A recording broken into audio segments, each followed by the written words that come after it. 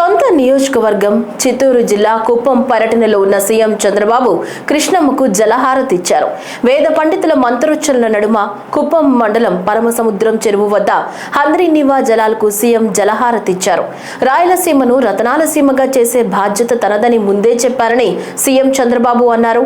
2014-19 మధ్య కాలంలో రాయలసీమ ప్రాజెక్టు కోసం 12,500 కోట్లు ఖర్చు పెట్టినట్లు చెప్పారు. కానీ వైకాపా పాలనలో కేవలం 2,000 కోట్లు ఖర్చు పెట్టారని విమర్శించారు. నేను చాలా మీటింగుల్లో చెప్పాను, రాయలసీమ కానీయను, రాయలసీమని రతనాల సీమగా చేసే బాధ్యత నాదని చాలా స్పష్టంగా హామీ ఇచ్చా.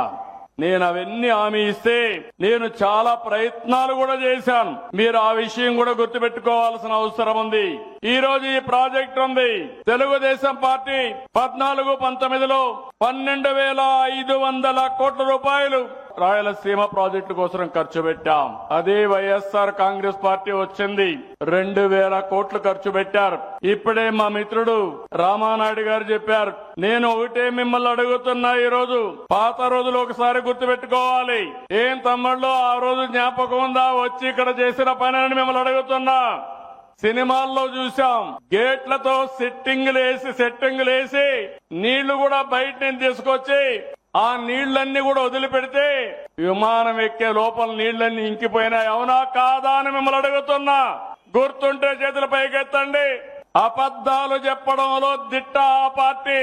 అసాధ్యమైన పనుల్ని సాధ్యం చేయడం ఎన్డీఏ. అవునా కాదా అని అడుగుతున్నా. ఈ రోజు నీళ్లు వచ్చాయి, జీర్ణించుకోలేకపోతున్నారు కొంతమంది. నేను ఇక్కడి నుంచి పోతానే ఇవి కూడా నీళ్లు ఆగిపోతాయని ప్రచారం మొదలు పెట్టారు. ఒకటే హెచ్చరిస్తున్నా, అది మీ యూఎస్పీ, నా యూఎస్పీ అది కాదు. ప్రతి చెరువుకు నీళ్లిచ్చే బాధ్యత నాది.